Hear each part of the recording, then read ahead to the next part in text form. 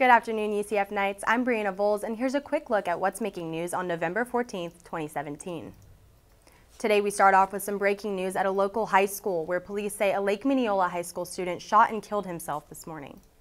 Investigators believe this was a planned event because a pre-scheduled fire drill occurred around the same time as the shooting. The shooting took place outside of the school by the bus loop.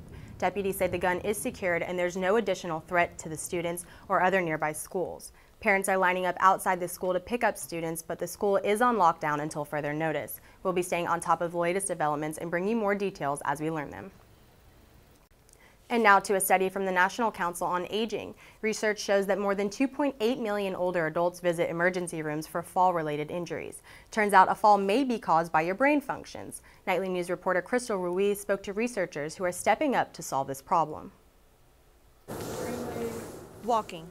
We're going to stop the treadmill in 3, 2, 1. Something we do every day and do not think about. But what if we don't have control over how we walk? Whoa. Helen Huang, assistant professor in the biomedical program, created a balancing training program to determine what causes the simple slip. We're looking at the brain activity as we're walking, and we do that using a technique called electroencephalography. Essentially, we have recording electrodes that are placed on the scalp. It's a technique that people have been using to study the brain, just not during movements like walking. Subjects are wired up and buckled down to the treadmill while their brain waves are recorded. The technology mimics the subject's actions, and researchers use that data to determine what causes someone to lose their balance. Huang says she implemented the project, but she has some help from fellow Knights. Students here are conducting research, and they are one step closer to finding out how the brain and the muscles work together. Amy Lebanoff, undergraduate research assistant, is the subject today, but is preparing to collect data soon.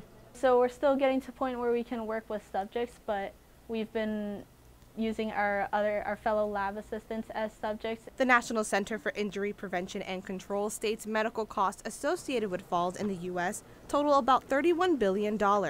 Huang says the data will apply to physical therapists, but benefit older adults. If we can study the brain dynamics, maybe we can predict who is more likely to fall versus who's not. In Orlando, Crystal Ruiz, UCF Nightly News.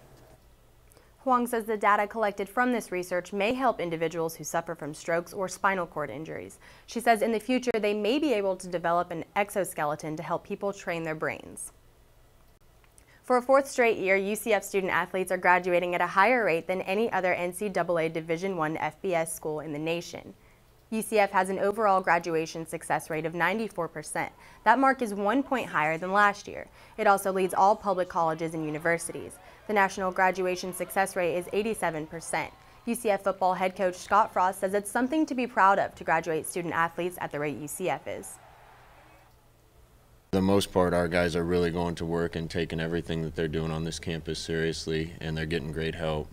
I think that goes across the board in our athletic department. 13 of UCF's 14 programs are at or above the national average for FBS universities. 7 programs delivered perfect scores of 100%. 8 UCF programs have the top score among schools in the state of Florida and in the AAC. Also taking place here on campus, Volunteer UCF kicked off National Hunger and Homelessness Awareness Week last night with the 24th Annual Hunger Banquet. The interactive simulation creates awareness about the issues of hunger and homelessness and ways to help reduce the disadvantages associated with the inequalities of social classes. Determined by chance, tickets given to students divided them into social classes for the next 2 hours. Once divided, the lower class dined on 1 scoop of rice, the middle class enjoyed sandwiches, while the 2% ate a 3-course meal. 1 in 5 people suffer from hunger in Orange, Seminole, and Osceola counties. 13,700 students fall in this category. Part of the wealthy class UCF student Camila Jones shares how she sees this in her everyday life. To give a real-life experience, it's like driving past the bus stop and you see people with a bunch of bags coming from grocery shopping, and it's like you have a car, you have the ability to go and transport your own self. The middle and lower class became onlookers as the upper class received their meals first. The single scoop of rice came as a shock to student Jasmine Pemberton. Really? But I mean, I understood because, being lower class, some people don't get to eat at all, unfortunately. Guest speaker Rashawn Graham reminds students that homelessness and hunger is more than an event. But the reality is people are struggling. And the more attention we pay to it, the less background it is. And the more we see people as people, the more community we breed. And then that's when partitions start breaking. Reporting from Orlando, Carla Rodriguez, UCF Nightly News. More events educating students about hunger and homelessness will take place throughout the week. You can find out when and where by visiting Volunteer UCF's website. And here's a quick look at our weather forecast for today. Today you can expect to feel a high around 76 degrees with a 30% chance of rain, bringing a few showers this afternoon.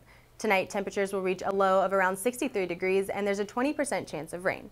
And for tomorrow, the high will be around 77 degrees. You may feel a sprinkle or two as the chance of rain carries into the day at 20%. That's all the time we have for now. Be sure to check out our newscast on Friday at 1 p.m. on Bright House Channel 734. And check back here tomorrow for another nightly news update. I'm Brianna Voles. Thanks for watching and have a great day.